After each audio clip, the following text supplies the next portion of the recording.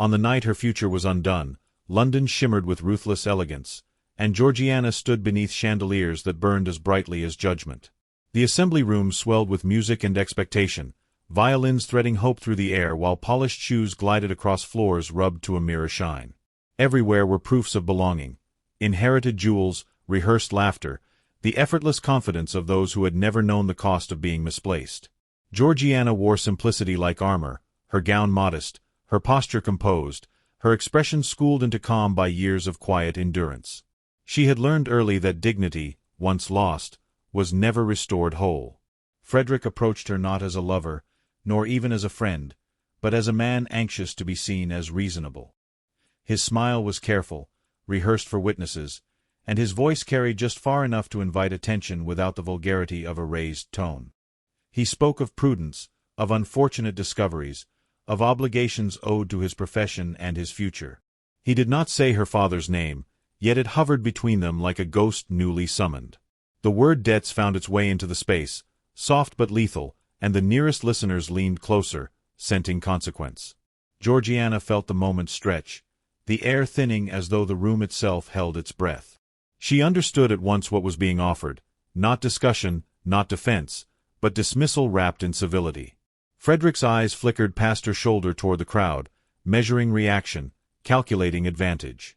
In that instant she saw him clearly, not cruel but incurably small, and the clarity steadied her.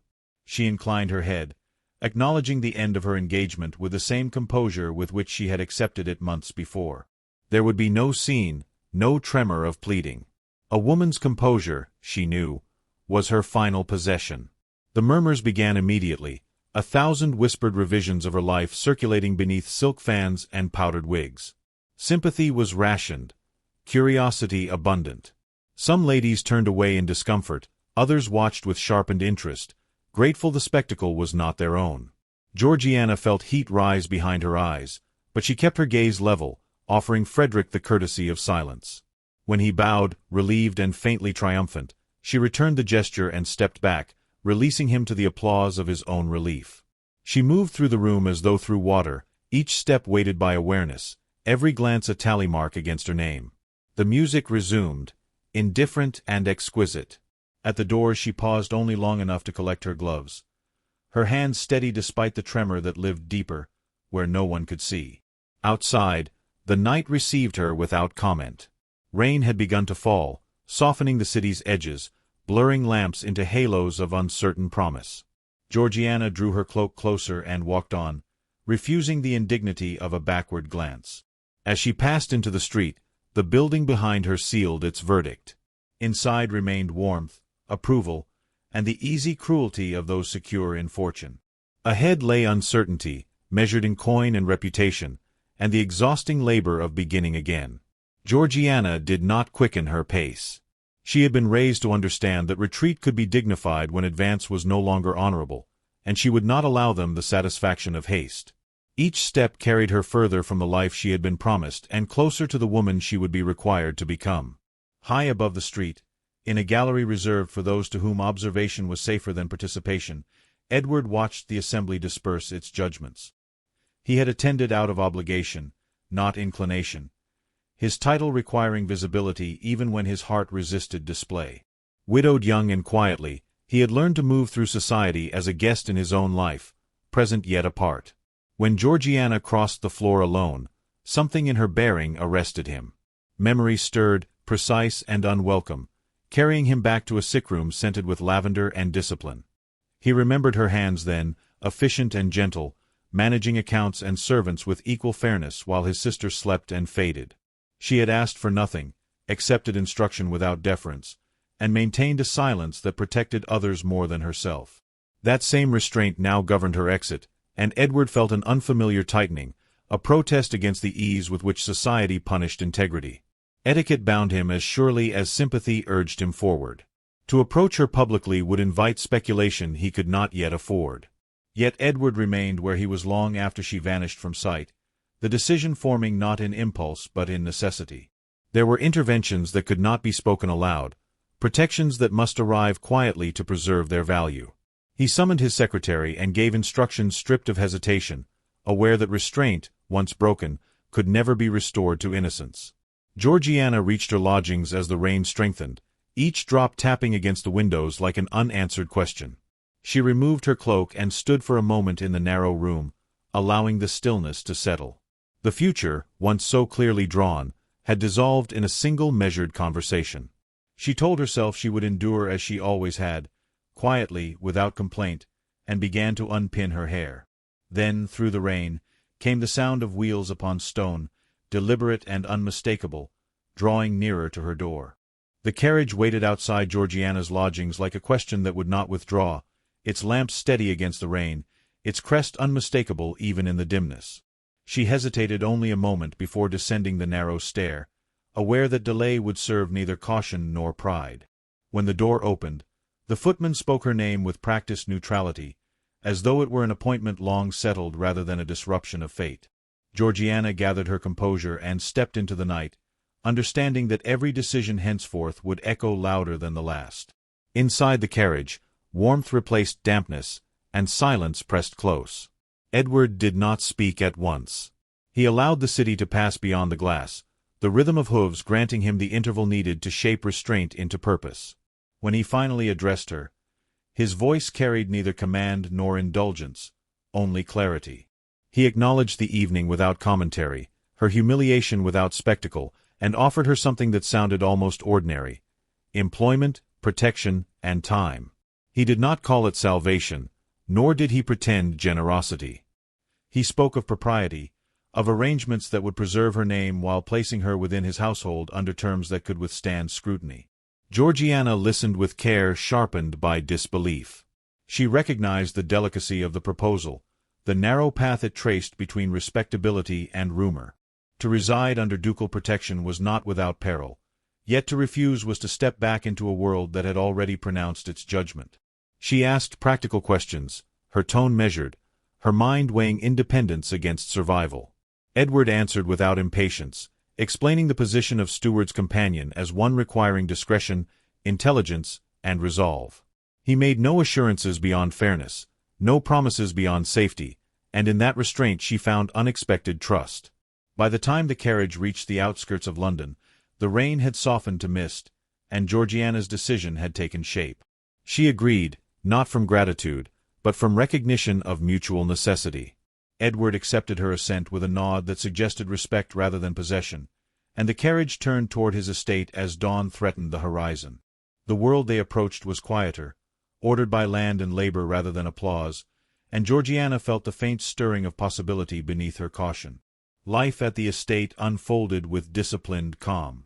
Stone corridors echoed with purpose, and days were governed by accounts, correspondence, and measured conversation. Georgiana applied herself without hesitation, restoring ledgers, reorganizing schedules, and observing the subtle economies that sustained a noble household.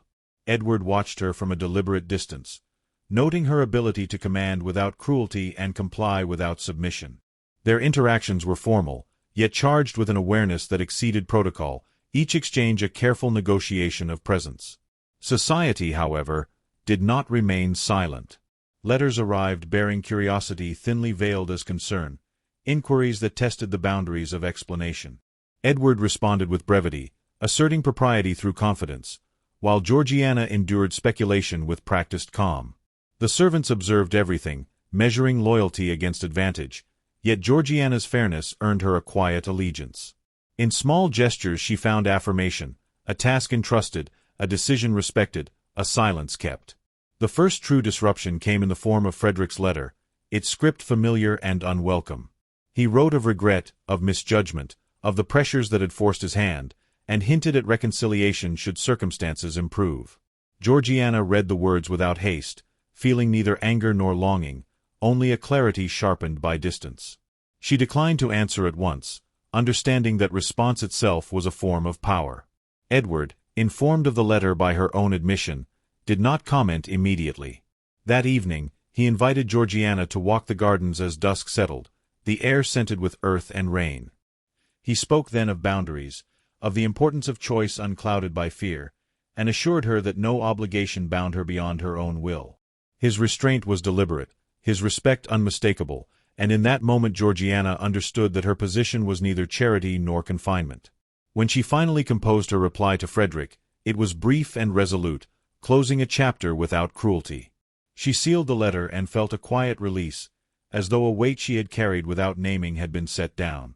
Edward acknowledged the act with a glance that conveyed approval without intrusion, and the household resumed its measured rhythm. Yet beneath the order, tension gathered, shaped by proximity and silence. Each shared task, each restrained exchange, deepened an awareness neither dared articulate. Georgiana sensed that her presence altered the estate in subtle ways, introducing a steadiness that had been absent since Edward's loss. He, in turn, found his solitude softened, his routines infused with purpose beyond duty. As summer advanced, invitations arrived bearing the season's expectations, and Edward declined several with polite firmness. The refusal did not go unnoticed, and whispers resumed with renewed vigor. Georgiana recognized the danger in such deviations, the cost of association growing heavier. One evening, as they reviewed correspondence by lamplight, she suggested her departure as a necessary correction. Edward looked up then, the mask of composure momentarily yielding to something unguarded. He did not argue, nor did he command. He merely asked her to wait, to allow time to prove whether discretion could still prevail. The request was simple, yet laden with implication, and Georgiana felt the fragile balance tilt. That night, alone in her room, she weighed the safety of distance against the peril of staying. The estate slept around her, orderly and watchful, while beyond its walls society sharpened its appetite. She resolved to remain for now, not from hope, but from a growing conviction that retreat was no longer her only honorable option. Morning arrived without resolution, but with resolve newly steadied. Georgiana rose aware that acceptance carried consequence, and consequence demanded courage. Whatever name society chose for her, she would answer only to her own conduct, trusting that patience, once tested, might yet reveal its quiet reward eventually. Autumn arrived with a discipline that suited the estate, drawing order from excess and quiet from color. Georgiana felt the season settle into her bones as naturally as responsibility had done, her days structured by purpose rather than expectation. She no longer startled at her own authority, nor did she apologize for competence. In rooms once hollowed by absence, she restored rhythm, and the household responded with a loyalty that required no announcement. Edward observed these changes without claiming them, yet he felt their effect in the easing of his solitude. Their conversations grew longer, though no less careful. By the fire in the evenings, they spoke of matters that brushed against intimacy without naming it, of stewardship, of the weight of inheritance, of the peculiar loneliness that accompanied both obscurity and rank. Edward's voice softened when he spoke of his late wife, not with yearning but with respect, as one acknowledges a chapter closed without bitterness. Georgiana listened with an attentiveness that did not intrude, offering neither pity nor distance, and Edward found relief in being understood without explanation. Society's pressure, however, did not relent. A formal letter arrived bearing an invitation to a neighboring estate, its phrasing unmistakably strategic. Attendance would signal availability, refusal provoke inquiry. Edward read it in silence, then set it aside. Georgiana, aware of the implications, suggested attendance as a safeguard, though the words tasted of retreat. Edward considered her carefully, then declined the invitation, citing obligations that required no elaboration. The decision unsettled her more than compliance would have done, for it suggested a choice made not for convenience, but conviction. Whispers followed swiftly. A distant cousin arrived unannounced, her civility edged with scrutiny, her questions calibrated to expose weakness. Georgiana navigated the encounter with grace sharpened by vigilance, deflecting curiosity without yielding ground. Edward intervened only once, his presence enough to close avenues of speculation. When the visitor departed, leaving unease in her wake, Georgiana understood that discretion alone would no longer suffice. That evening, she requested a private conversation, her resolve firm despite the tremor beneath it. She spoke of propriety, of the danger her presence posed to his standing, and of her willingness to depart before rumor hardened into judgment. Edward listened without interruption, his expression composed yet strained, as though restraint itself were under negotiation. When she finished, he rose and paced once, then stopped before her, the firelight catching the lines of his restraint. He spoke then not as a duke, but as a man weary of silence. He confessed to loneliness that had outlived grief, to a life governed by expectation rather than desire. He acknowledged the restraint that bound them both, yet admitted its cost. Georgiana, surprised by the candor, responded with her own confession. The fear of invisibility, of being defined forever by disgrace endured rather than character proven. Their words met in the space between them, careful yet undeniable, forging an understanding neither had anticipated. The moment passed without touch, without promise, yet its weight lingered. In its aftermath, Edward made a decision that startled his household. He declined a proposed match of considerable advantage, offering no explanation beyond preference. The refusal traveled swiftly, igniting speculation that bordered on accusation. Georgiana felt the consequences keenly, recognizing herself as the unspoken variable in society's equation. Guilt pressed upon her resolve, and she prepared once more for departure, believing absence the only remedy. She arranged her affairs quietly, restoring accounts to impeccable order, leaving instructions that would render her departure seamless. Edward noticed the changes without comment, though the distance between them thickened with unspoken tension. On the morning she intended to leave, fog cloaked the estate, muffling sound and intention alike. Georgiana stood ready, her belongings modest and her composure intact. Edward found her in the hall, the silence between them brittle. She spoke first, expressing gratitude without sentiment, resolve without accusation. Edward listened, his restraint fraying at its edges. He did not forbid her leaving. Instead, he asked her to stay one more day, to allow clarity its final hour. The request was quiet, stripped of authority, and Georgiana found herself agreeing before caution could intervene. That day passed in suspended expectation, every interaction sharpened by awareness of ending. As evening fell, Edward sought her again, this time without pretense. He spoke of choice, of the necessity of naming what restraint had long concealed. He acknowledged the risk, the certainty of judgment, yet declared that silence, once protective, had become a betrayal of truth. Georgiana answered with equal courage, admitting that her dignity no longer required withdrawal, but acknowledgment. Their understanding settled into resolve, fragile yet unmistakable. Outside, the fog began to lift, revealing stars muted but persistent. Georgiana returned to her room uncertain of outcome but certain of herself, aware that whatever followed would demand courage beyond endurance. Below, Edward stood alone, contemplating the cost of declaration and the necessity of it. Society's verdict loomed, but for the first time, it felt negotiable. The night held its breath, poised between consequence and transformation, as both prepared to step beyond restraint into whatever dawn would demand. Morning arrived clear and decisive, stripping the estate of fog and hesitation alike. Georgiana descended the stairs with measured calm, aware that resolve now required action. Edward waited in the entrance hall, coat discarded, expression unguarded by title. He spoke first, not with flourish but with truth, stating his intention to make public amends for the wrong she had endured. He would confront Frederick, restore her name, and accept whatever judgment followed. Georgiana listened, heart steady, understanding that dignity reclaimed demanded courage shared. She agreed, knowing silence would only preserve injustice, and choice, once spoken, could not be withdrawn ever.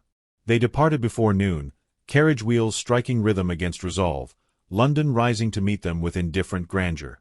At Frederick's chambers, propriety gathered like a shield he expected would hold. Edward requested audience without ceremony, his presence enough to fracture confidence. Georgiana remained beside him, visible, unhidden, her bearing a quiet indictment. Edward spoke plainly, naming cowardice disguised as prudence, debts exaggerated, character ignored. Frederick attempted defense, then retreated into apology. Edward refused reconciliation, demanded public correction, and offered compensation to silence gossip. Georgiana added nothing, her steadiness concluding the argument more effectively than rebuke before witnesses assembled nearby outside. The correction appeared swiftly, printed with restraint yet unmistakable force, and society adjusted as it always did, pretending memory was brief. Invitations resumed, cautiously phrased, testing the durability of restored regard. Edward accepted one, choosing visibility over avoidance, and Georgiana prepared with deliberate composure. At the gathering, eyes followed her not with pity but appraisal, weighing her survival against expectation. Edward introduced her formally, naming her role, her merit, her association by choice. The room recalibrated. Georgiana felt the shift like weather changing, uncertain yet promising, dignity standing firm amid scrutiny as murmurs softened into cautious respect around them now.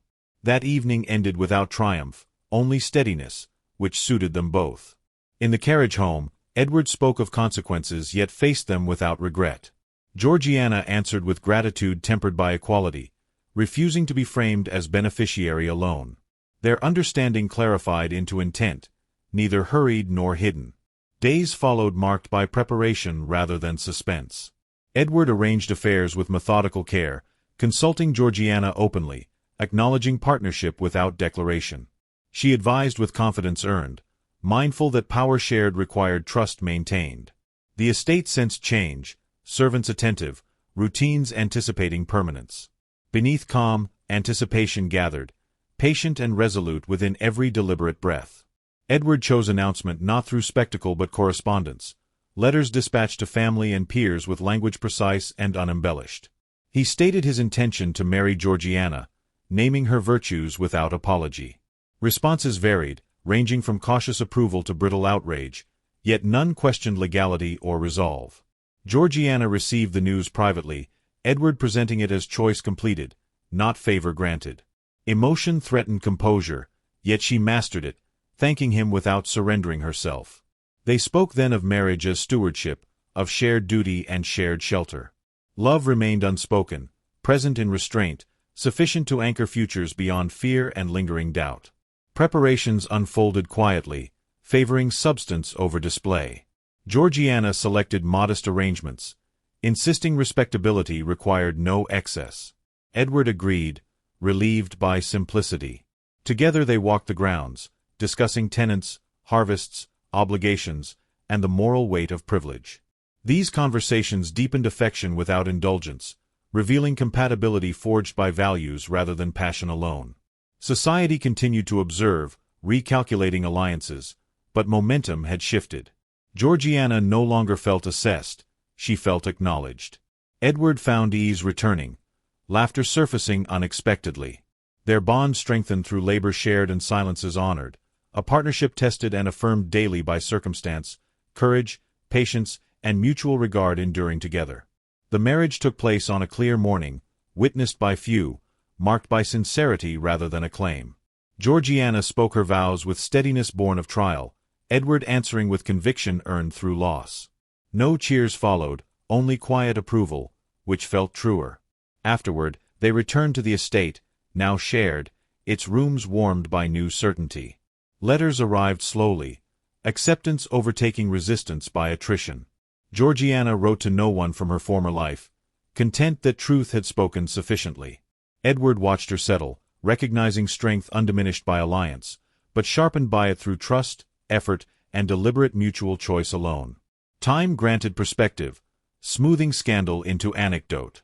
Georgiana assumed her role with assurance, advocating fairness, education, and stewardship tempered by mercy.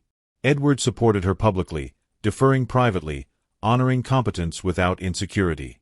Their partnership influenced the county quietly, standards shifting through example rather than decree. Visitors remarked upon harmony without naming its source. Even Frederick faded into irrelevance, his ambition redirected elsewhere. Georgiana felt no triumph, only peace, the reward of choosing courage over compliance. Edward found contentment durable, rooted in shared purpose. Together they faced seasons ahead, prepared, united, unafraid by lessons learned, vows kept, and futures intentionally shaped forward. Their story did not end in spectacle, nor did it require legend. It endured through ordinary days made meaningful by regard and responsibility. Georgiana never forgot the night she walked alone into rain, nor the cost of silence accepted then refused. Edward remembered the choice that demanded action without guarantee. Together they honored restraint without surrendering truth. Society adjusted, as it always would. What remained was a marriage grounded in respect, strengthened by adversity, and sustained by deliberate kindness, offering proof that dignity, once claimed, could be shared without diminution within a world learning slower, yet learning still with time. And so their union settled into history quietly, recorded not by gossip but consequence. Georgiana's name recovered its meaning, associated with steadiness rather than shame. Edward's title gained warmth, tempered by partnership. Those who watched learned restraint could coexist with courage, that love need not shout to prevail. The estate prospered, its order reflecting harmony within. For those who listened closely, their lives offered instruction. Dignity defended becomes strength multiplied. The future remained unwritten, as futures must, yet they approached it together, resolute, prepared for whatever judgment or grace tomorrow might deliver beyond fear, rumor, pride, and unearned certainty alone.